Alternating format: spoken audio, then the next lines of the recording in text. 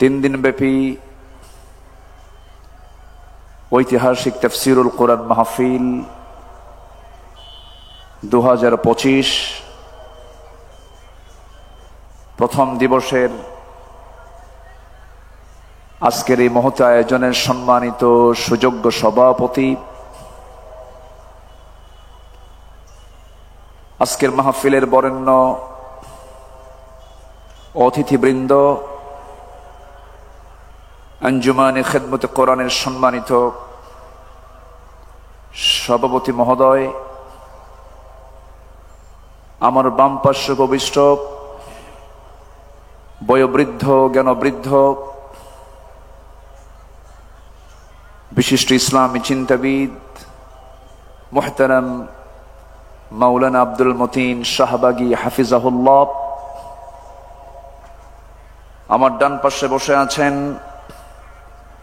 নন্দিত আলেম দ্বীন উস্তাজুল আসাতিজা মুহতারামি মুকাররমি শেখ মাওলানা আব্দুস সালাম আল মাদানী হাফিজাহুল্লাহ। আমার পূর্বে কথা বলেছেন নন্দিত আলেম দ্বীন প্রথিতযশা খ্যাতনামা মুফাসসিরে কোরআন মাওলানা হাফিজুর রহমান হাফিজাহুল্লাহ। উপস্থিত হাজারাত উলামায়ে কেরাম, ফদলায়ে ইজম, সুশীল সমাজ, জাতির শ্রেষ্ঠ সন্তান, শিক্ষক মণ্ডলী, আজকের মাহফিলের প্রধান আকর্ষণ, যাদের কিনে আজকের এই মহৎ আয়োজন, সামনে উপস্থিত দূরে কাছের বিভিন্ন স্থান থেকে ছুটে আসা কালেমার ঝান্ডাবাহী, তাওহীদের পতাকাবাহী, দ্বীন ইসলামের নর শারদুল বীর মুজাহিদ, প্রাণ প্রিয় সম্মানিত দ্বীনী ভাইরা, আড়ালে বসে আছেন শ্রদ্ধেয়া সম্মানিতা মা বোনেরা। আলোচনার সূচনায় আনুষ্ঠানিকতার মধ্য দিয়ে আমার পক্ষ থেকে আবারও দিল খোলা সালাম, আসসালামু আলাইকুম ওয়া রাহমাতুল্লাহি ওয়া বারাকাতুহু।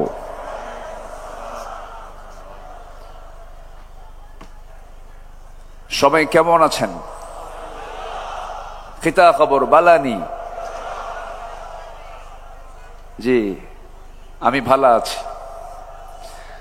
মহান রব্বে কারীমের অশেষ শকর, যে মহান আল্লাহ সুবহানাহু ওয়া তাআলা একটি মুক্ত পরিবেশে নিশ্চিন্ত মনে,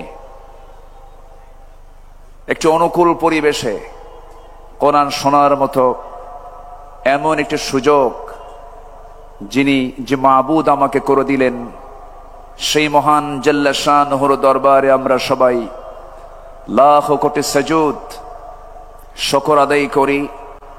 মুহাব্বাতান জোড়ালো কণ্ঠে বলে উঠছি আলহামদুলিল্লাহ। সবাই বলছে আলহামদুলিল্লাহ। চিৎকার মেরে বলছে আল্লাহুম্মা ইন্নী আসআলুকা আল হুদা ওয়াত তুকা ওয়াল আফাফা ওয়াল গিনা। সবাই বলি আল্লাহুম্মা আইন্নি আলা যিকরিকা ওয়া শুকরিকা ওয়া হুসনি ইবাদাতিকা। আমরা আল্লাহ তাআলার শুকর আদায় করে নিলাম। সম্মানিত হাজিরিন, আমি আলোচনার সূচনায় মুকাম্মিলে নিজামে হায়া, complete and balanced code of life, আল কোরআন আল মজিদের গুরুত্বপূর্ণ একটি সূরা, 42 নম্বর সূরা, সূরাতুশ শুরার 13 নম্বর আয়াতে কারীমা আমি তেলাওয়াত করেছি। আয়াতকে সামনে রেখে আমি কিছু কথা বলতে চাচ্ছি, নাতি দীর্ঘ কিছু কথা। আল্লাহ যেন আমার মুখ থেকে সেই কথাগুলোই বের করে দেন যে কথাগুলো মুসলিম উম্মার জন্য এই মুহূর্তে খুবই জরুরি। জোরে বলি আল্লাহুম্মা আমিন। একটু জোরে বলি আল্লাহুম্মা আমিন। সম্মানিত উপস্থিতি, আল্লাহ রাব্বুল আলামিন এই দুনিয়াতে প্রথম যে মানুষ পাঠিয়েছেন, প্রথম মানুষই নবী ছিলেন, এবং আমাদের সবার পিতা যিনি, তিনি একজন নবী, আমরা তার সন্তান। তাহলে আমরা কার সন্তান বলুন তো? বলুন, কার সন্তান? নবীর সন্তান আমরা। সে আদম থেকে শুরু করে নিয়ে আমার রাসূল পর্যন্ত সাল্লাল্লাহু আলাইহি ওয়াসাল্লাম পর্যন্ত যত পয়গম্বর পৃথিবীতে এসেছেন, সবার দিন ভিন্ন ছিল না এক ছিল? বলেন, ভিন্ন ছিল না এক ছিল? সেই দিনের নাম কি? বলুন, সেই দিনের নাম কি? ইসলাম।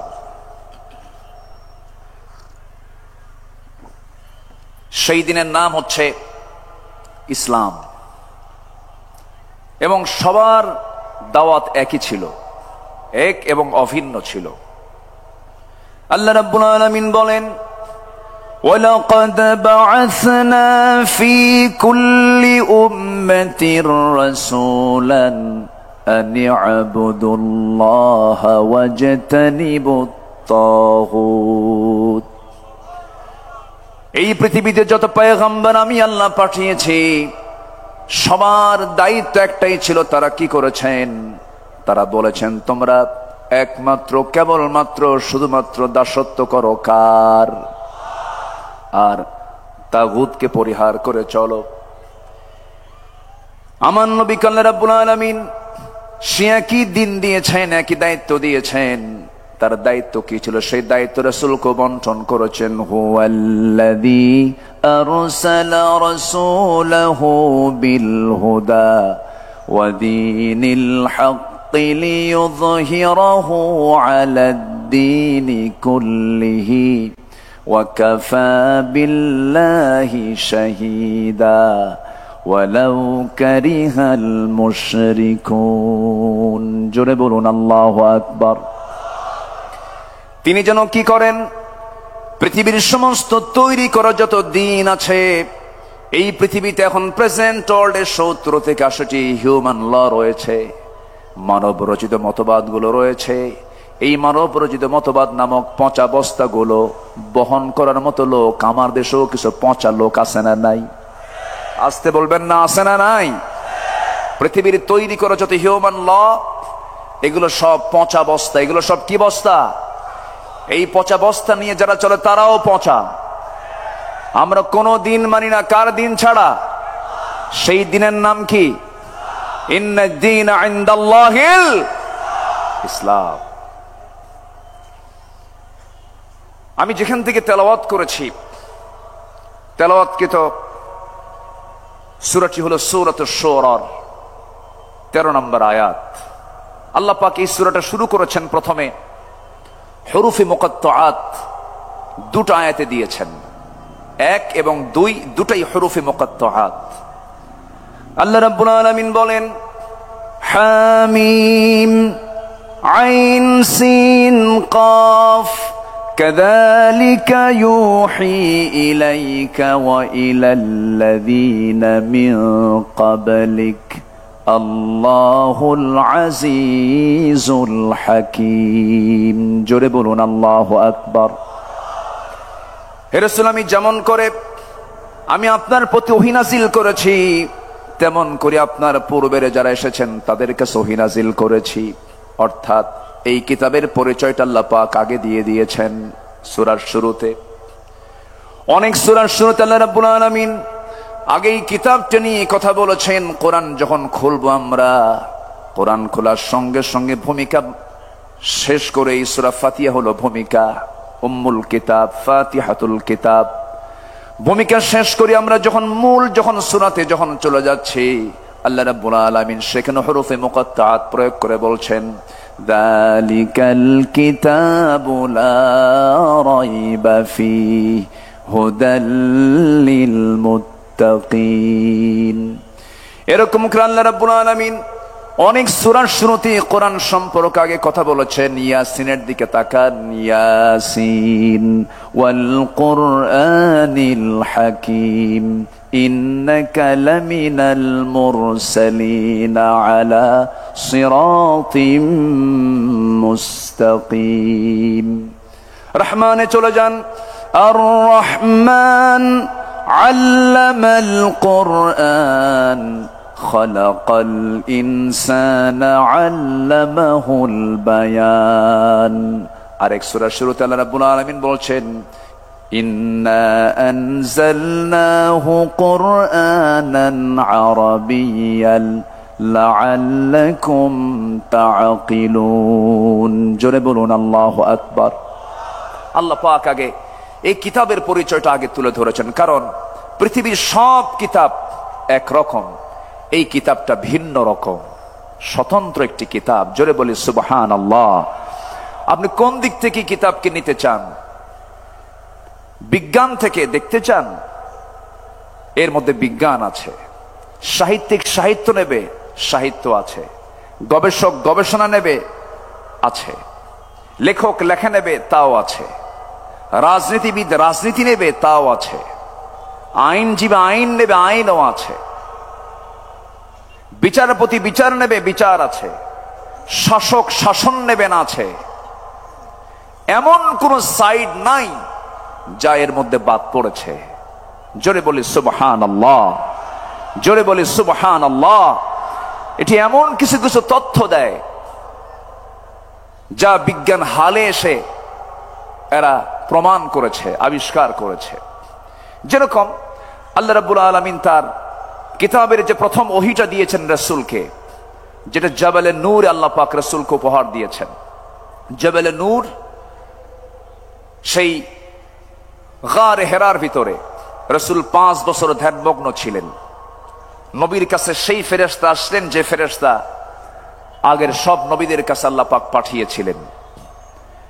নবীর কাছে যে প্রথম ওহীটা নাজিল হলো, সেই 5টি আয়াতের ভিতরে আল্লাহ রাব্বুল আলামিন সায়েন্স নিয়ে কথা বলেছেন। আল্লাহ রাব্বুল আলামিন বলেন, যারা পারেন ঠোঁট মিলিয়ে বলুন, ইকরা বিসমি রাব্বিকাল্লাযী খালাক খালাকাল ইনসানা মিন আলাক ইকরা ওয়া রাব্বুকাল আকরামুল্লাযী আল্লামা বিল কলম আল্লামাল ইনসানা মা লাম ইয়ালাম। জোরে বলুন আল্লাহু আকবার। নবী হে, আপনি পড়ুন কার নামে? আসতে বলবেন না, কার নামে? যিনি মানুষকে সৃষ্টি করেছেন, যিনি মানুষকে সৃষ্টি করেছেন জমাট রক্ত থেকে, আলাক থেকে। এই আলাক শব্দটা হলো একটি বিশাল একটা শব্দ। আধুনিক দুনিয়াতে এমব্রায়োলজির তথ্যের মধ্যে আছে, একটা সায়েন্স। এটা আল্লাহ পাক এমব্রায়োলজি নিয়ে প্রথম ওহীর মধ্যে কথা বলেছেন। আলাক শব্দের অর্থ হচ্ছে ঝুলন্ত, যোগ সদৃশ কোন বস্তুকে বোঝায়। এর অর্থ রক্তের জমাট বাঁধা যোগ বা কাদার কোন পিণ্ড। পৃথিবী বিখ্যাত একজন ভ্রূণতত্ত্ববিদ, এমব্রায়োলজির উপরে যার বিশাল গবেষণা, এমন একজন গবেষক হচ্ছেন ডাক্তার কেইথ মুর। তিনি এই আয়াতটা আগে দেখেন নাই। যখন তিনি আয়াতটা দেখতে পেলেন, তাকে যখন দেখালো, এই আলাক নিয়ে তিনি একটু গবেষণার গভীরে চলে গেলেন। তিনি গভীর মাইক্রোস্কোপিক বিশ্লেষণ করে দেখতে পান, ভ্রূণ প্রাথমিক পর্যায়ে একটি জোকের মতোই দেখায়। এরকম বিস্ময়কর সাদৃশ্য দেখে তিনি অভিভূত হন। পরে কোরআন থেকে আরো অনেক তথ্য উদ্ঘাটন করার পর 1982 সালে তার একটা বই দ্য ডেভেলপিং হিউম্যান পুনরায় প্রকাশ করেন, যেখানে কোরআন থেকে প্রাপ্ত জ্ঞান অন্তর্ভুক্ত করা হয়। তার এই বইটি বিশ্বব্যাপী পুরস্কৃত এবং মেডিকেল শিক্ষার্থীদের পাঠ্যপুস্তক হিসেবে ব্যবহৃত হয়। অবশেষে তিনি বলতে বাধ্য হয়েছেন, It has been a great pleasure for me to help clarify statements in the Quran about human development. Subhanallah. এবং তিনি বলেছেন, it is clear to me that this statements must have come to Muhammad from Allah. Allahu Akbar. Because almost all of this knowledge was not discovered until many centuries later. This proves to me that Muhammad sallallahu alaihi wasallam is a messenger of Allah. Allahu Akbar. সম্মানিত ভাইয়েরা, সম্মানিত বন্ধুগণ, এরকম করে হাজারো তথ্য কোরআন যা দিয়েছে, কিয়ামত পর্যন্ত গোটা দুনিয়ার সমস্ত মানুষ ভিক্ষুকের মতো চেয়ে থাকবে। কোরআন দিয়ে পৃথিবীর কোনো কিছু যাচাই হবে, কিন্তু পৃথিবীর কোনো কিছু দিয়ে কোরআন যাচাই হবে না। আল্লাহু আকবার বলেন।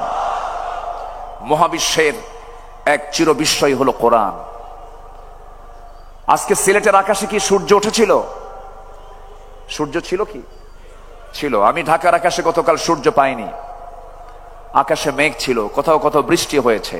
এই বৃষ্টি নাজিল করেন কে? আসতে বলবেন, এই বৃষ্টি নাজিল করেন কে? এই বৃষ্টিকে আল্লাহ তাআলা ডিসপ্লানে দেন না প্ল্যান করে দেন? বলেন বলেন, তার কোনো কিছু কি প্ল্যান ছাড়া আছে? না, সব কিছুই তিনি প্ল্যান মাফিক নাজিল করেন। এই আবহাওয়া বিজ্ঞান নিয়ে কোরআন কথা বলেছে। মেটেরোলজিক্যাল সায়েন্স, আবহাওয়া বিজ্ঞান নিয়ে মানুষ সারা জীবন অনেক চেষ্টা করেছে, ফিকির করেছে। 19-20 শতকের শেষ সময়ে এসে মানুষ কিছু তথ্য বের করেছে আকাশের এই মেঘটা নিয়ে। বিজ্ঞান গবেষণা করে বের করেছে, নিশ্চিত হয়েছে বৃষ্টির জন্য প্রথমে বায়ুর প্রবাহ, এরপরে মেঘের স্তূপীকরণ, এবং সেই ঘনীভবন থেকেই বৃষ্টির মূল রহস্য উন্মোচিত হয়। তবে বিস্ময়কর বিষয় হলো যে জটিল প্রক্রিয়াটি বিজ্ঞান বহু শতাব্দীর গবেষণার মাধ্যমে আবিষ্কার করেছে, তা 1500 বছর আগে আল্লাহ পাক কোরআনে কারীমের সূরা রুমের 48 আমরা আয়াতে তা বলে দিয়েছেন। জোরে বলি সুবহানাল্লাহ। আল্লাহ রাব্বুল আলামিন বলেন, আল্লাহুল্লাযী ইউরসিলুর রিয়াহা ফাতুসীরু সাহাবান فيبسطه في السماء كيف يشاء ويجعله كسفا فترى الودق يخرج من خلاله فإذا أصاب به من يشاء من عباده إذا هم يستبشرون। জোরে বলুন আল্লাহু আকবার। তিনি সেই আল্লাহ যিনি বায়ু প্রেরণ করেন, অতবার তা মেঘমালাকে সঞ্চারিত করে, অতবার তিনি মেঘমালাকে যেভাবে ইচ্ছা আকাশে ছড়িয়ে দেন এবং তাকে স্তরে স্তরে রাখেন। আমার বন্ধুগণ, বিজ্ঞান বলেছে হালে এসে, কোরআন বলে দিয়েছে 1500 বছর আগে। এখন বলুন, বিজ্ঞানকে আবিষ্কার করেছে না কোরআন থেকে ধার নিয়েছে? ধার নিয়েছে। সম্মানিত ভাইয়েরা, আবার এই বৃষ্টিপাতটা আল্লাহ পাক পরিমাণ মতো দেন, বেশিও দেন না কমও দেন না। যে পরিমাণ পানি বাষ্পীয় আকারে উপরে ওঠে, আল্লাহ পাক ওয়াটার সাইকেলের মধ্য দিয়ে উপরে ওঠান, সেই পরিমাণ পানি আল্লাহ পাক আবার মেঘ থেকে নাজিল করেন। আল্লাহ রাব্বুল আলামিন বলেন, ওয়াল্লাযী নাযালা মিনাস সামাই মাআন বিকদরিন فأنشرنا به بلدة ميتا كذلك تخرجون। জোরে বলুন আল্লাহু আকবার। তিনি সেই মহান প্রভু যিনি আসমান থেকে পরিমিতভাবে পানি বর্ষণ করেন, অতঃপর আমি তা দ্বারা মৃত জনপদকে সঞ্জীবিত করি। এইভাবে আমি তোমাদেরকে একদিন বের করব, তোমাদেরকে বের করা হবে। সূরা যুখরুফ ভার্স নাম্বার 11 নম্বর আয়াতে তা বলে দিয়েছেন। বিকদারিন, পরিমাণ মতো পানি আল্লাহ রাব্বুল আলামিন আকাশ থেকে নাজিল করেন। এই পানি চক্র যদি না থাকতো, পৃথিবী নির্ভরশীল হয়েছে পানি চক্রের উপরে। মানুষ দুনিয়ার সমস্ত টেকনোলজি, প্রযুক্তি ব্যবহার করে পানির এই চক্রটি কৃত্রিমভাবে পুনরুৎপাদন করতে কখনো সমর্থ হবে না। মহান আল্লাহ তাআলা এই পানি চক্রের কথা 1500 বছর আগে বলে দিয়েছেন, যা বিজ্ঞান হালে এসে একটু রিসার্চ করে বের করেছে। কি পরিমাণ পানি জমিন থেকে, ভূপৃষ্ঠ থেকে আল্লাহ পাক বাষ্পীয় আকারে উপরে উঠান, এটার পরিমাণ বিজ্ঞান বলছে প্রতি সেকেন্ডে 16 মিলিয়ন টন পানি বাষ্প হয়ে আল্লাহ পাক উপরে তুলেন। 16 মিলিয়ন টন, যা বছরের পরিমাণ দাঁড়ায় হলো 513 ট্রিলিয়ন টনে। আল্লাহু আকবার। যদি এই বাষ্পীয় আকারে এই সিস্টেম পদ্ধতি যদি না থাকতো, সুপরিমিত আকার যদি আল্লাহ পাক সুপরিমিত ভাবে যদি নাজিল না করতেন, গ্রাউন্ড ওয়াটার লেভেল ক্রমশ নিচে নেমে যেত, সাস্টেইনেবল ওয়াটার ম্যানেজমেন্ট চ্যালেঞ্জের মুখে পড়ত, ভূগর্ভস্থ পানির স্তর কমে এগ্রিকালচারাল প্রোডাক্টিভিটি এবং আরবান ওয়াটার সাপ্লাই ব্যাপক সংকটের মুখে পড়ে যেত। এক সময় গ্রাউন্ড ওয়াটার রিজার্ভস কমে যেত, ফলে পুরো ইকোলজিক্যাল সিস্টেমের ভারসাম্য নষ্ট হয়ে প্রাণীর অস্তিত্ব ধ্বংসের মুখে পড়ে যেত। সব ম্যানেজমেন্টের দায়িত্ব কার? আসতে বলবেন না কার? সে আল্লাহ বলছেন, বান্দা এত কিছু আমি তোরে দেই, তুই আমার আইন মানিস না কেন? আমার দিন মানিস না কেন? যে মুসলমান নামাজ পড়বে আল্লাহর বিধান অনুযায়ী, রোজা রাখবে আল্লাহর বিধান অনুযায়ী, হজ করবে আল্লাহর বিধান অনুযায়ী, রাসূলকে নামাজে মানবে, রোজায় মানবে, মিসওয়াকে মানবে, সুরমায় মানবে, ওযুতে মানবে, আতর সুরমায় মানবে, কিন্তু যে উম্মত রাসূলকে দাঁত ভাঙ্গার সুন্নত মানবে না, যে রাসূলকে রাষ্ট্রনায়ক হিসাবে মডেল বানাতে পারবে না, ওটা উম্মত নয়, ওটা ভণ্ড, ওটা প্রতারক। সম্মানিত ভাইয়েরা, দিনকে মানতে হবে আংশিক না পুরোপুরি? আসতে বলবেন না আংশিক না পুরোপুরি? পুরোপুরি মানতে হবে। পুরোপুরি মানার নাম হলো মুমিন। আল্লাহ রাব্বুল আলামিন বলেন, আফাতুমিনুনা বিবা'দিল কিতাবি ওয়া তাকফুরুনা বিবা'দ।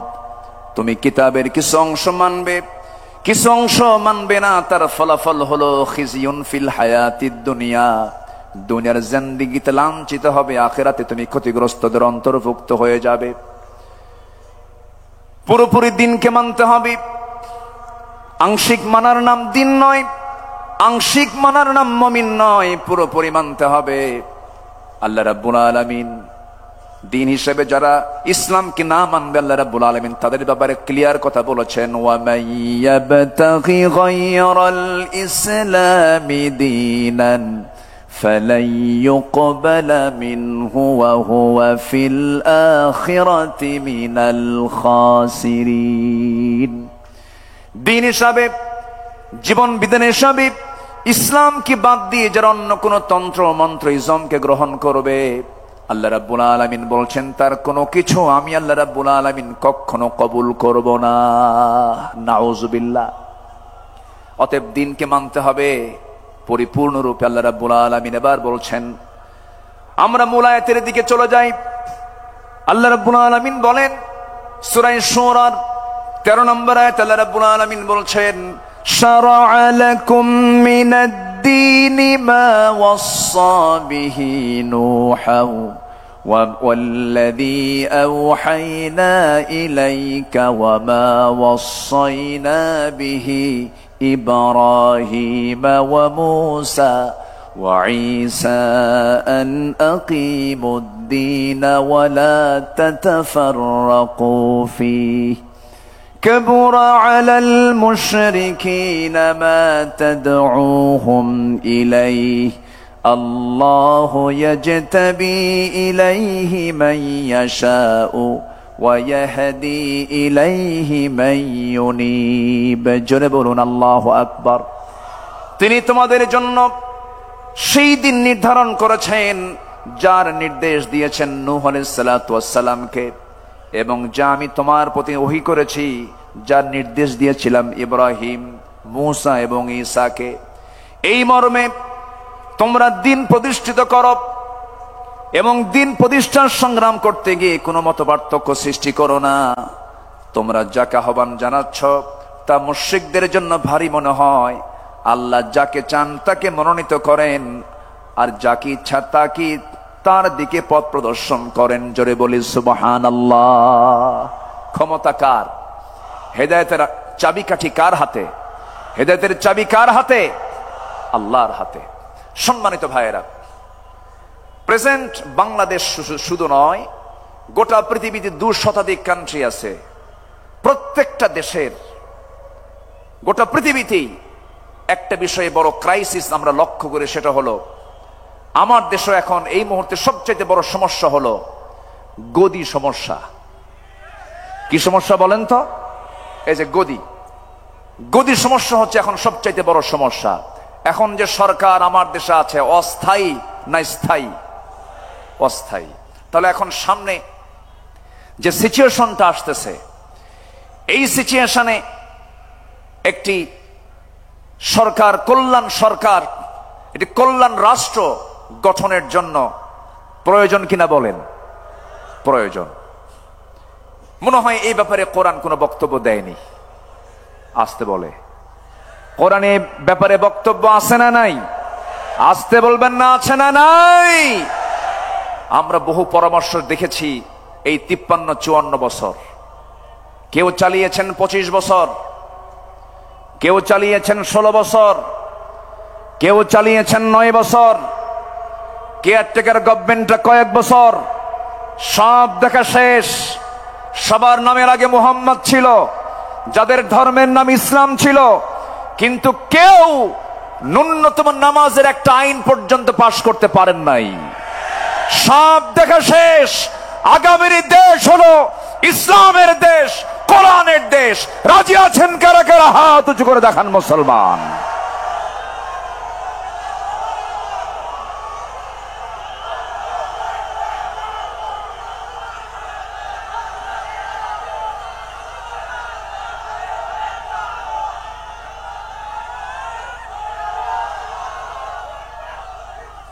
আল্লাহ কবুল করুন। জোরে বলি আমিন।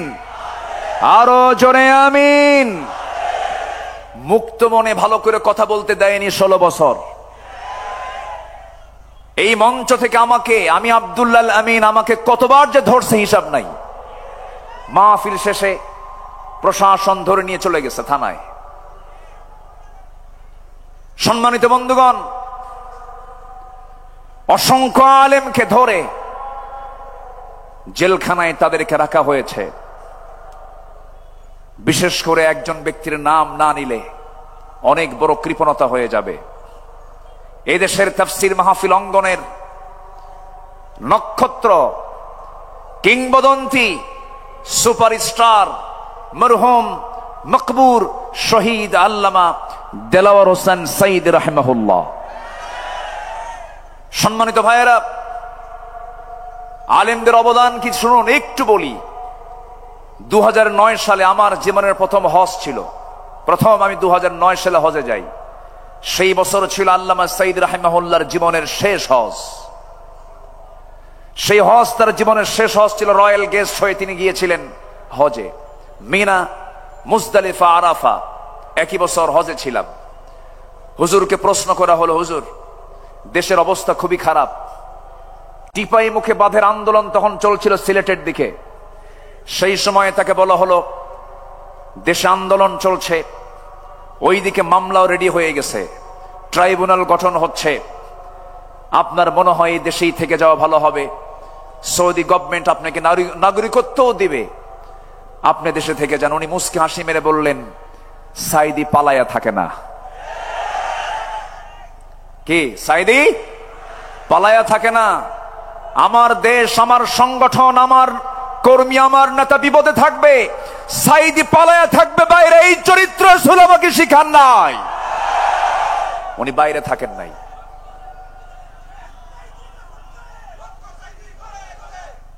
উনি ফিরেছেন সাহসিকতা নিয়ে। ফিরেই তিনি 2010 সালের 30 জুন গ্রেফতার হয়েছেন। সেই 2010 সালের 30 জুন 2023 সালের 13 আগস্ট, এই 13 বছরের মতো এই দীর্ঘ সময় তিনি যে জেলখানায় ছিলেন, তার মুখে কি কখনো হতাশার কোন ছাপ দেখতে পেয়েছেন আপনারা? শেষ বিদায়ের সময় তার মুখে কি কান্না ছিল না হাসি ছিল? তিনি হেসে বিদায় নিয়েছেন, গোটা জাতিকে তিনি কাঁদিয়ে রেখেছেন। সম্মানিত ভাইয়েরা, যার বক্তৃতা শুনে অসংখ্য পথহারা মানুষ পথের দিশা পেয়েছে,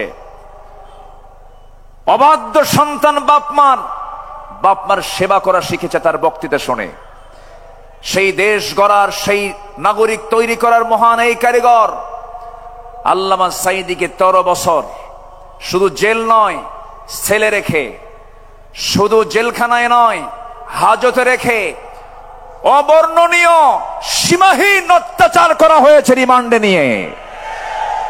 চোখের পানিতে জায়নামাজ ভিজেছে, চোখের পানিতে জেলখানার বালিশ ভিজেছে।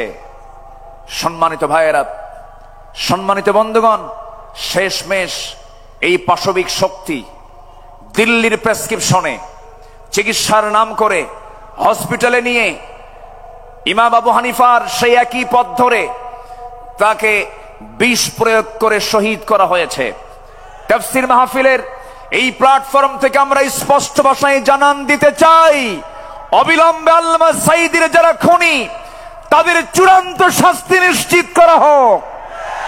রাজি আছেন কারা কারা? হাত উঁচু করে দেখান মুসলমান।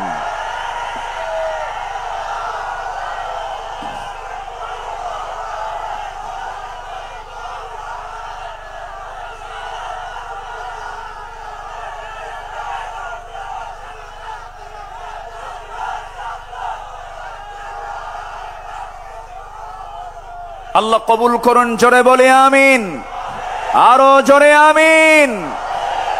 আমার বিশ্বাস, আল্লামা সাঈদীর সুরেই কথা বলতে চাই। উনি বলেছেন, গোটা পৃথিবীর মধ্যে একমাত্র বাংলাদেশেই ইসলামী হুকুমত কায়েম হওয়ার জন্য একটা উর্বর জমিন, এটা বাংলাদেশ। এই জমিন আল্লাহর দিন কায়েম হবে, জোরে বলি ইনশাআল্লাহ, আরো জোরে বলি ইনশাআল্লাহ। আসুন আমরা বর্তমান দেশের যে সংকট, একটি কল্যাণ রাষ্ট্র, ইসলামী রাষ্ট্র গঠনে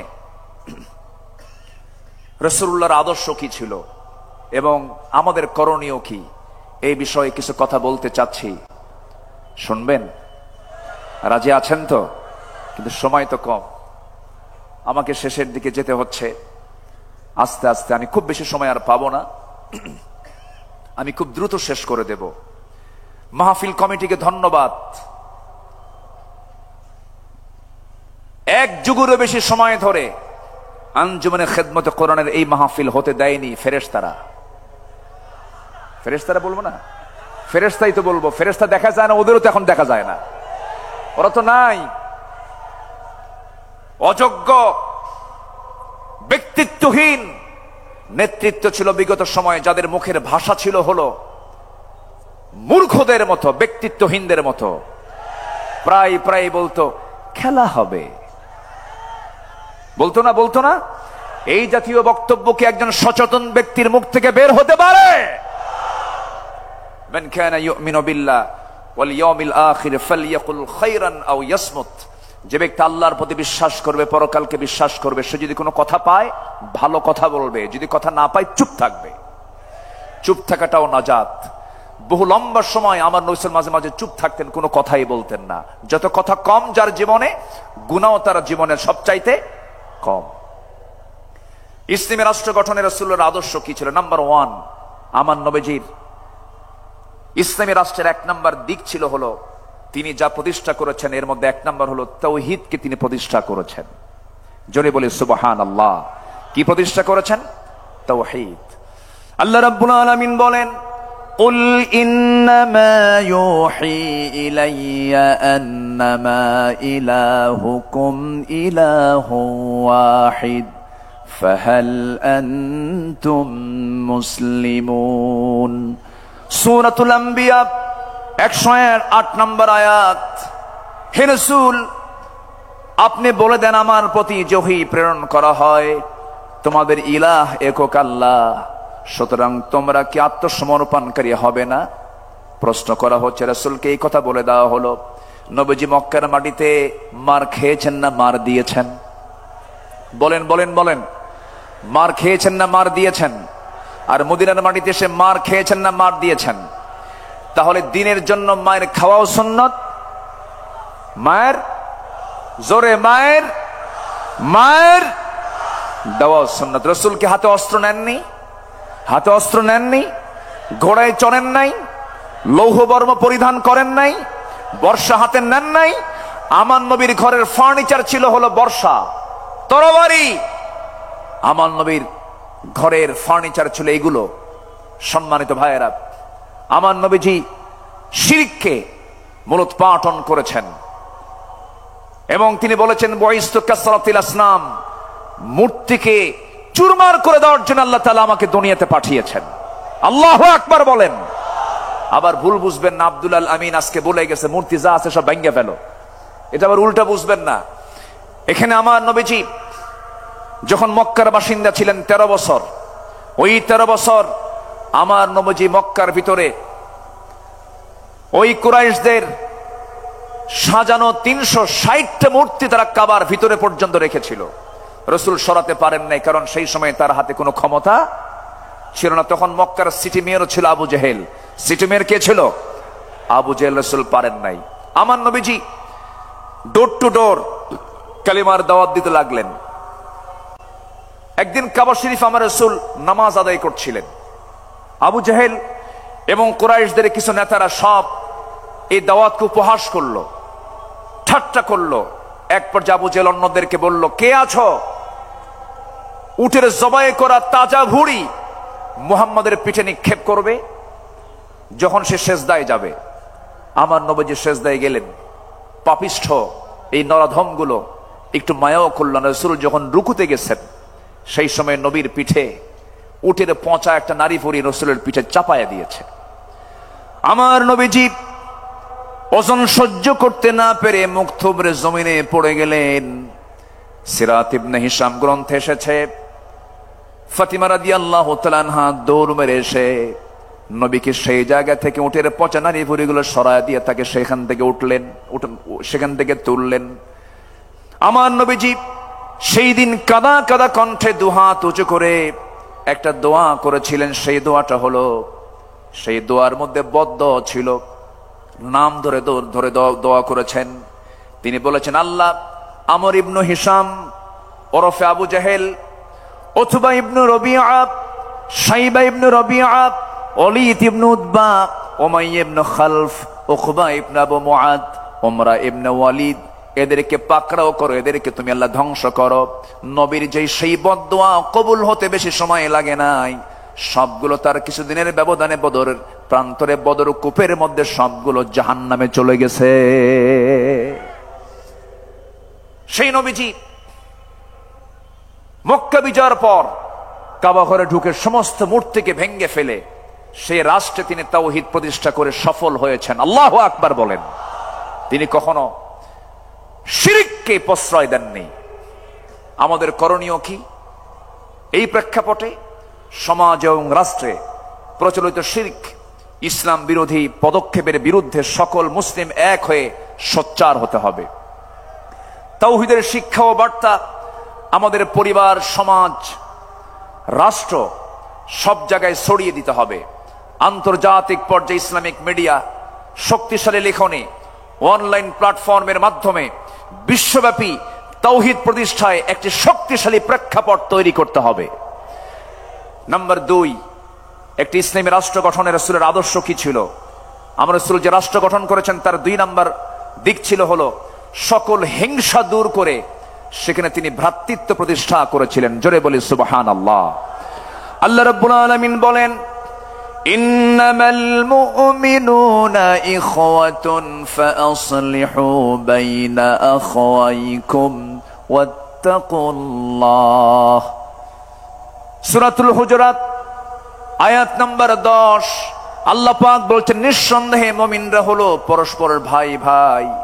কোনো কিছু যদি সমস্যা হয়ে যায় তোমরা ইসলাহ করে নেবে, পরস্পরে তোমরা ঠিকঠাক করে নেবে। সাবধান, ওয়াত্তাকুল্লাহ, আল্লাহকে ভয় করো, ভ্রাতৃত্বের বন্ধন যেন কখনো নষ্ট না হয়। জোরে বলি সুবহানাল্লাহ। আমার নবীজি মদিনায় যখন মুহাজির এবং আনসারদের মধ্যে ভ্রাতৃত্ব সম্পর্ক স্থাপন করেন। তাদের মাঝে একটি ইসলামী রাষ্ট্র প্রতিষ্ঠার জন্য একটি দৃঢ় ভিত্তি তৈরি করেছিলেন। কিন্তু এমনকি সেই সময় রাসূল বদরে অংশগ্রহণ করেছেন, উহুদে অংশগ্রহণ করেছেন, খন্দকে অংশগ্রহণ করেছেন। কিন্তু হুনাইন যুদ্ধের পর একটা প্রবলেম হয়েছিল। সেই প্রবলেমটা হলো, হুনাইন যুদ্ধের শেষে আমার রাসূল কুরাইশ এবং অন্যান্য আরব গোত্রগুলোকে প্রচুর পরিমাণ গনিমত বন্টন করে দিলেন, যুদ্ধলব্ধ সম্পদগুলোকে বন্টন করলেন, আনসারদেরকে দিলেন না, আনসারদেরকে দিলেন না। এই দৃশ্য যখন আনসারদের মনে মনে এই দৃশ্য যখন অবলোকন করলেন, আনসাররা মনে মনে তারা দুঃখ প্রকাশ করলেন, দুশ্চিন্তাগ্রস্ত হয়ে পড়লেন। এমনকি তাদের মধ্য থেকে একজন বলে ফেললেন, আল্লাহর কসম, রাসূল তার নিজ কওমের সঙ্গে মিশে গেছেন, রাসূল নিজ কওমের সঙ্গে মিশে গেছেন, সব গনিমত তাদেরকে দিলেন, কিন্তু রাসূল আমাদেরকে কিচ্ছু দিলেন না।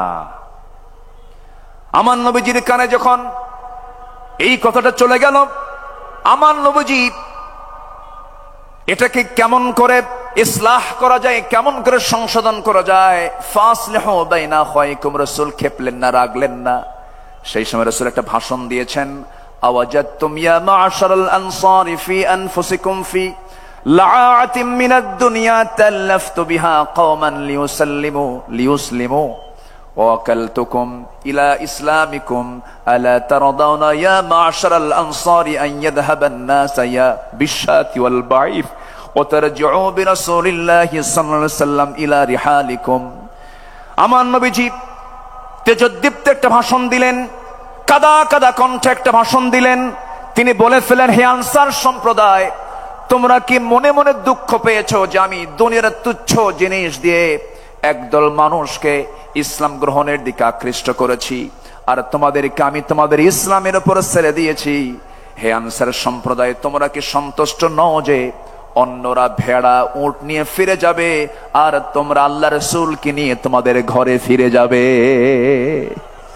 সব চলে গেছে উট ভেড়া নিয়ে, আর তোমরা আনসার, আমি রাসূল, আমাকে নিয়ে তোমরা ঘরে চলে গেছো। সাহাবে কেরামদের ভিতরে একটা উজ্জীবিত ভাব চলে আসলো, হুজুর আমরা ভুল বুঝে এমন মন্তব্য করেছি, আমাদেরকে মাফ করুন। রাসূলকে এখানে সংকট সৃষ্টি করলেন না সমাধান করলেন? সমাধান করলেন। আমাদেরও করণীয় আছে। আমরা কি ঐক্য বিনষ্ট করব? না। কোন পীরকে গালি দেব না আমরা। হক্কানি পীর, এই যে বাম পাশে বসে আছেন আব্দুল মতিন শাহবাগী হাফিজাহুল্লাহ, আমি তাকে খুব সম্মান করি, উনিও তো পীর। কিন্তু আমার দেশে কিছু দরবার আছে, যে দরবারের থেকে এমন ভাষা আসে, যে ভাষা আসে নাস্তিকদের ভাষার মতো। এরকম কিছু দরবার আছে না? নয়, আছে। ওগুলো পীরের দরবার না, ওগুলো ভণ্ডের দরবার। আমি পীরকে কোনোদিন আমার জীবনে 26 বছরের মাহফিলের ইতিহাসে আমি কোনোদিন কোন পীর কিনে বাজে কথা বলেছি এমন কোন রেকর্ড আমার নাই। হক্কানি পীর অবশ্যই সম্মান করব না কেন, কিন্তু যে পীরের মুখ থেকে বাজে কথা বের হবে, পানির তলে মোমবাতি বাবা বাতাসে নেবে না, বাবার নামে হালকা দিলে উজু গোসল লাগে না, এই সমস্ত ভণ্ডামিগুলো যে সমস্ত দরবার থেকে বের হয়, যে সমস্ত দরবারে কবরে মাজারে সেজদা হয়, ওই সমস্ত দরবারের ভণ্ডদের হাত পা ভেঙ্গে গুঁড়ো করে দেওয়া দরকার। ওগুলো সব শিরকের আকড়া, ইবলিসের পাঠশালা। আল্লাহ পাক ওগুলো থেকে বাঁচান। জোরে বলি আমিন, আরো জোরে আমিন। নাম্বার 3, আমার রাসূলের ইসলামী রাষ্ট্রের কতগুলো যে গুণগত দিক ছিল, তার মধ্যে 3 নম্বর হলো তিনি ন্যায় বিচারের প্রতিষ্ঠা করেছিলেন। কি বিচার প্রতিষ্ঠা করেছেন? ন্যায় বিচার। কারণ আল্লাহ পাক সূরা নাহলের 90 নম্বর আয়াতে বলেছেন, ইন্নাল্লাহা ইয়া'মুরুকুম বিল আদলি ওয়াল ইহসানি ওয়া ইতা'i যিল কুরবা ওয়া ইয়ানহা আনিল ফাহশাই ওয়াল মুনকারি ওয়াল বাগি ইয়া'iদুকুম লা'আল্লাকুম তাযাক্কারুন। আল্লাহ পাক ন্যায় বিচার প্রতিষ্ঠার কথা বলেছেন। আমার নবীজি কোন জাতি বর্ণ সম্প্রদায়ের প্রতি পক্ষপাত দেখাতেন না, এমনকি একটা ঘটনা সবার জানা আছে। ফাতিমা নামে একজন সম্ভ্রান্ত পরিবারের মহিলা চুরি করে ধরা পড়ে। আস-সারিকু ওয়াস-সারিকাতু ফাকতাউ আইদিয়াহুমা, চুরি করে যখন একজন চুন্নি, একজন মহিলা চোর যখন ধরা পড়ে গেল, রাসূল বললেন কোনো কথা নাই, হাত কেটে ফেলো। বিচারক মুহাম্মদ সাল্লাল্লাহু আলাইহি ওয়াসাল্লাম বলেন হাত কেটে ফেলো। ওই সম্ভ্রান্ত পরিবারের মহিলাটার নাম ছিল ফাতিমা। তার বংশের লোকজন সব সাইয়েদনা ওমর ফারুকের কাছে এসে বলছে, ওমর ফারুক রাদিয়াল্লাহু তাআলা আনহু, তোমার কথা আমাদের রাসূল শুনবেন, একটু আমাদের জন্য সুপারিশ করা যায় কিনা? তিনি বললেন ঠিক আছে, আমি যাব। নবীর সামনে গিয়ে দাঁড়ালেন, রাসূলকে লক্ষ্য করে বলছেন, ইয়া রাসূলুল্লাহ, দেখুন তো সম্ভ্রান্ত পরিবারের যেহেতু একজন মহিলা হাত কাটলে কেমন হয়, মান সম্মানটা নষ্ট হয়ে যায়। আমার নবীর সেই সময় রক্তিম আকারের চেহারা ধারণ হলো, রাসূলের চেহারা লাল হয়ে গেল এবং তিনি বলে ফেললেন, আল্লাহি লাউ আন্না ফাতিমাতা বিনতে মুহাম্মাদিন সারাকাত লাকাতাতু ইয়াদাহা, আল্লাহর কসম করে বলি, যদি এই মুহূর্তে ওই ফাতিমা না হয়ে যদি বিশ্বনবী মুহাম্মদ বিন আব্দুল্লাহর যদি কলিজার টুকরা মেয়ে ফাতিমা যদি চুরি করে ধরা পড়তো, আমি রাসূল সবার চোখের সামনে এনে আমি রাসূল নিজে আমি আমার মেয়ের হাত কেটে দিতাম। জোরে বলি আল্লাহু আকবার। আইন সবার জন্য কি? আইন সবার জন্য কি? সমান। নাম্বার 4 হলো সামাজিক দায়িত্ব এবং দরিদ্রদের সহযোগিতা ছিল আমার রাসূলের, মানে একটি রাষ্ট্রের অন্যতম একটা বৈশিষ্ট্য ছিল। সামাজিক দায়িত্ব এবং দরিদ্রদের সহযোগিতায় তিনি ব্যস্ত থাকতেন, কারণ অফি আমওয়ালিহিম হাক্কুল লিসাইলি ওয়াল মাহরুম। রাসূল এত দান করতেন, তার দানটা এত বেশি ছিল, তিনি বলেছেন আমার কাছে যদি উহুদ পরিমাণ সমান সোনা থাকতো, লাউ কানা লিমিসলু উহুদিন যাহাবান, তাহলে পছন্দ নয় যে তিনি 3 দিন অতিবাহিত হওয়ার পর তার কিছু অংশ আমার কাছে থাকুক, এটা আমি পছন্দ করতাম না। 3 দিনই সব শেষ করে দিতাম। আল্লাহু আকবার বলে তিনি এত পরিমাণ তিনি দান করতেন। ডান হাতে বাম হাতে যা ছিল সব তিনি দিয়ে দিতেন। রাসূল যখন মারা যাবেন, আম্মা জান আয়েশা রাদিয়াল্লাহু তাআলা আনহা রাসূলকে তার উরুতে শোয়ায় রেখেছেন। আমার নবীজি দুনিয়া থেকে বিদায় নেবেন, বিদায় লগন যখন চলে এসেছে, রাসূল বলছেন, আয়েশা রে, আমি মনে হয় বাঁচবো না, দুনিয়া থেকে বিদায় নিয়ে নেব।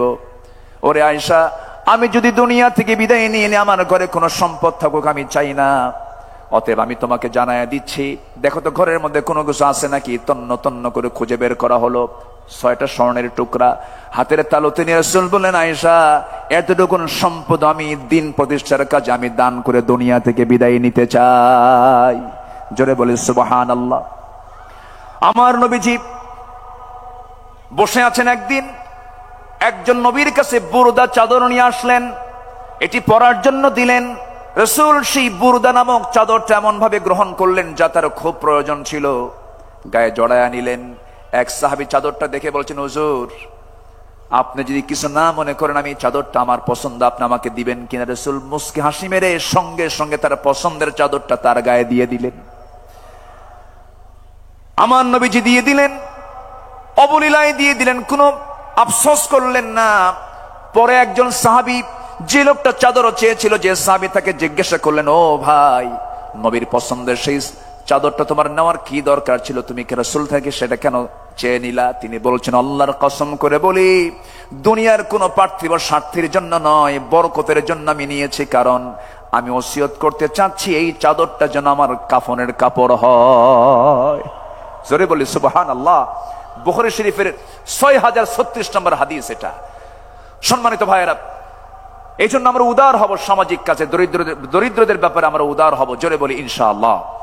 নাম্বার 5, রাষ্ট্রীয়ভাবে ইসলামী শিক্ষা প্রতিষ্ঠিতকরণ। ওকুর রব্বি জিদনি ইলমা। আমার রাসূল যুদ্ধবন্দীদের মুক্তি দিতেন শিক্ষার বিনিময়ে। আল্লাহু আকবার বলেন। এমন রেকর্ড আছে না নাই? রাসূল শিক্ষার জন্য খুবই নিবেদিত প্রাণ ছিলেন। নাম্বার 6, আন্তর্জাতিক সম্পর্ক স্থাপন। আল্লাহ রাব্বুল আলামিন বলেন, وَإِن جَنَحُوا لِلسَّلْمِ فَاجْنَحْ لَهَا وَتَوَكَّلْ عَلَى اللَّهِ إِنَّهُ هُوَ السَّمِيعُ الْعَلِيمُ। সূরা আনফাল আয়াত নাম্বার 61। যদি তারা সন্ধির প্রতি ঝুঁকে পড়ে, তাহলে তুমিও তার প্রতি ঝুঁকে পড়ো এবং ভরসা করো কার উপরে? আসতে বলবেন না, কার উপরে? আমার নবী মদিনা রাষ্ট্র থেকে তিনি রোম সম্রাট হেরাক্লিয়াসকে চিঠি লিখেছেন, মিম মুহাম্মদ সাল্লাল্লাহু আলাইহি ওয়াসাল্লাম ইলা হেরাকাল, হেরাকালকে লক্ষ্য করে তিনি চিঠি লিখেছেন, আসলিম, আত্মসমর্পণ করো। এই যে জোরালো একটা চিঠি তার কাছে লিখে দিলেন রোম সম্রাট হেরাক্লিয়াস। এই চিঠিখানা পড়ে সভাসদবৃন্দকে ডাক দিয়ে বলতেছে, ও সভাসদবৃন্দ, এই যে চিঠিখানা যার পক্ষ থেকে এসেছে, মদিনার রাষ্ট্রের রাষ্ট্রপতি মুহাম্মদ সাল্লাল্লাহু আলাইহি ওয়াসাল্লামের পক্ষ থেকে এসেছে। এই চিঠির ভাষা প্রমাণ করে হেরাক্লিয়াসের পায়ের নিচের এই মাটির অংশ মুহাম্মদ একদিন দখল করে ছাড়বে। জোরে বলি আল্লাহু আকবার। আমরা কোন রাশাকে ভয় পাবো না, আমরা কোন পরাশক্তিকে ভয় পাবো না। রাশা বাঁচাবে না, আমেরিকা বাঁচাবে না, হিন্দুস্তান বাঁচাবে না, কেউ আমাকে বাঁচাবে না, কেউ আমাকে রক্ষা করতে পারবেন না। আমাকে বাঁচাবেন তিনি কে? তার বড় প্রমাণ কোন গোয়েন্দা সংস্থার রিপোর্টে ছিল না 5 আগস্টের এই প্রেক্ষাপট তৈরি হবে। এটা করে দিয়েছেন তিনি কে? আসতে বলেন, তিনি কে? যুব সমাজ, এই রক্তকে ভোলা যাবে না। নবীর আদর্শ উজ্জীবিত হও। তোমার হাতে আগামীর বাংলাদেশ, আগামীর নেতৃত্ব তোমার হাতে। কোন চোর, বেঈমান, চরিত্রহীন, লম্পট, চাঁদাবাজদের হাতে কোন নেতৃত্ব আমরা দেব না। আল্লাহ কবুল করুন। জোরে বলে আমিন, আরো জোরে আমিন। নাম্বার 7, বিপদে আপদে সংগ্রামের সমস্ত পরিস্থিতিতে মহান আল্লাহর উপরে পূর্ণ তাওয়াক্কুল করা, মহান আল্লাহর সাহায্যের ওয়াদা, এটা ছিল নবীর রাষ্ট্রের একটি গুরুত্বপূর্ণ দিক। রাসূল সবসময় ভরসা করতেন কার উপরে? আসতে বলবেন না, কার উপরে? আমার বিজয় কার হাতে? বিয়াদিকাল খাইর, সব কল্যাণ কার হাতে? অতুইজ্জু মান তাশা ওয়া তুযিল্লু মান তাশা, কার হাতে? আল্লাহর হাতে। ইদহুমা ফিল গার ইদ ইয়াকুলু লিসাহিবিহি লা তাহজান ইন্নাল্লাহা মা'ানা ফাআনজালাল্লাহু সাকিনাতাহু আলাইহি ওয়া আইয়াদাহু বিজুনুদিন লাম তারাওহা। আল্লাহু আকবার বলেন। সম্মানিত ভাইয়েরা, সময় কম, আমি সামারাইজ করে বলছি। নাম্বার 8, ন্যায়ের পথে নিজেকে অবিচল রাখা। পরিবার ও সমাজে ন্যায় শৃঙ্খলা প্রতিষ্ঠা করা ছিল রাসূলের রাষ্ট্রের একটি গুরুত্বপূর্ণ নীতি, একটি মূল নীতির একটি অংশ ছিল। আমরাও এদিকে খেয়াল করব। জোরে বলি ইনশাআল্লাহ। নাম্বার 9 হচ্ছে পরামর্শ ভিত্তিক নেতৃত্ব। নেতৃত্ব হবে একক না পরামর্শের ভিত্তিতে? বলেন, আমার রাষ্ট্রের, আমার রাসূলের রাষ্ট্রের একটি গুরুত্বপূর্ণ অংশ ছিল রাসূল এমনকি স্ত্রীর কাছ থেকেও পরামর্শ নিয়েছেন। আল্লাহু আকবার বলেন। সম্মানিত ভাইয়েরা, সম্মানিত দ্বীনি বন্ধুগণ, আর 2টা পয়েন্ট আমি বলতে চাচ্ছি। নাম্বার 10 হচ্ছে রাসূল সাল্লাল্লাহু আলাইহি ওয়াসাল্লাম রাষ্ট্র গঠনে ছোট থেকে বড় সকলের উপরে জুলুমকে হারাম করেছিলেন। এমনকি একটা প্রাণীকেও তিনি জুলুমের শিকার হতে দেননি। জোরে বলি আল্লাহু আকবার, জোরে বলি আল্লাহু আকবার। আমার নবীজি একদিন এক আনসারীর খেজুর বাগানে প্রবেশ করলেন। হঠাৎ করে একটা উট তার দৃষ্টিগোচর হয়। উটটি নবী করিম সাল্লাল্লাহু আলাইহি সাল্লামকে দেখে কাঁদতে লাগলো এবং তার চোখ দিয়ে অশ্রু গড়িয়ে পড়ল। রাসূল উটটির কাছে গিয়ে তার মাথায় হাত বুলিয়ে আদর করলেন এবং উটটি কান্না থামালো। তিনি জিজ্ঞেস করলেন, এই উটের মালিক কে? আমার নবীজি উটটির মাথায় হাত রাখলেন, কান্না থেমে গেল। রাসূল প্রশ্ন করলেন, মার রাব্বু হাদাল জামাল, লিমান হাদাল জামাল? ফাজা ফাতা মিনাল আনসারি ফাকালা লি ইয়া রাসূলাল্লাহ, ফাকালা আফালা তাত্তাকিল্লাহ ফি হাদিহিল বাহিমাতি আল্লাতী মাল্লাকাক আল্লাহু ইয়াহা ফাইন্নাহু শাকা ইলাইয়া আন্নাকা তুজিউহু ওয়া তুযিবুহু। রাসূল বললেন, শোনো, তুমি যে এই উটটাকে না খেয়ে রেখেছ, উট আমার কাছে এসে নালিশ দিল, তুমি নাকি তাকে খেতে দাও নাই, তাকে ক্ষুধার্ত রেখেছ। রাসূল এমন রাসূল ছিলেন যার রাষ্ট্রে একটা উটের খবরও আমার রাসূল রেখেছেন। জোরে বলি সুবহানাল্লাহ, জোরে বলি আল্লাহু আকবার। আমরা এমন রাষ্ট্রকে আমরা আমাদের দেশে দেখতে চাই। আল্লাহ কবুল করুন। জোরে বলি আমিন। নাম্বার 11 হলো জাতীয় এবং আন্তর্জাতিক পর্যায় থেকে আসা সকল হুমকি, ভয়ভীতিকে তোয়াক্কা না করে দিন প্রতিষ্ঠার সংগ্রামে আল্লাহর উপরে পূর্ণ আস্থা এবং দৃঢ়তা নিয়ে চলা। সকল আস্থার জায়গা আমাদের একটাই, সেটা হচ্ছে তিনি কে। আসতে বলবেন না, তিনি কে। নাম্বার 12 হলো ছোট পরিসর থেকে বড় পরিসর, প্রতিটি স্থানে তাকওয়া ভিত্তিক নেতৃত্ব গড়ে তোলা। কি ভিত্তিক বলেন, কি ভিত্তিক? তাকওয়া ভিত্তিক নেতৃত্ব গড়ে তোলা। যেই নেতৃত্বে তাকওয়া থাকবে। সাইয়েদনা ওমর ফারুক অসুস্থ হয়ে পড়লেন। অসুস্থ হয়ে তার মধুর প্রয়োজনের জন্য তিনি বললেন, না, আমি মধু দিয়ে সুস্থ হতে চাই না। মধুর প্রয়োজন, কিন্তু আমার জনগণ সবাই তো মধু খেতে পারে না। আমাকে যদি অনুমতি দেওয়া হয় মধু পান করব। চিন্তা করে দেখুন কি পরিমাণ তাদের মধ্যে জনগণের জবাবদিহিতার চিন্তা মাথায় ছিল। আমার বন্ধুগণ, ওমর ফারুকের কথা যদি শুরু হয়ে যায় সহজে তো শেষ হওয়ার কথা নয়, বহু আলোচনা ছিল। সাইয়েদনা ওমরের মতো একটা শাসক আল্লাহ পাক আমার দেশে আল্লাহ পাক দিয়ে দেন। জোরে বলি আল্লাহুম্মা আমিন, আরো জোরে আল্লাহুম্মা আমিন। আমি কথা আর সামনের দিকে বাড়াতে পারছি না। আমার পরবর্তী মেহমান আমার অত্যন্ত কাছের, আমার হৃদয়ের, আমার অগ্রজ, দেশ বরেণ্য আলেমে দ্বীন, টেকেরহাটের সম্মানিত পীর সাহেব, মুজাহিদ, মুহতারাম মাওলানা কামরুল ইসলাম সাইদ আনসারী হাফিজাহুল্লাহ, তিনি এসেছেন, আমার ডান পাশে বসেছেন। আমি আর এক সেকেন্ডও বাড়াবো না, যতটুকু হয়েছে আমরা বলে ফেলি আলহামদুলিল্লাহ। জোরে বলি আলহামদুলিল্লাহ। সম্মানিত উপস্থিতি, আমি সবার কাছে দোয়া চাই, সবাইকে আমার জন্য দোয়া করবেন। আমি আপনার জন্য দোয়া করি আল্লাহ পাক আমাদের সম্পর্ক হাসর পর্যন্ত গড়ায় দেন, এবং আজকের মাহফিলকে সফল করার জন্য সবাই আমরা শেষ অবধি, শেষ মোনাজাত পর্যন্ত থাকবো। জোরে বলি ইনশাআল্লাহ। এই আশাবাদ কামনা করে আমি আমার ভাঙ্গা চোরা কথা এখানেই শেষ করছি।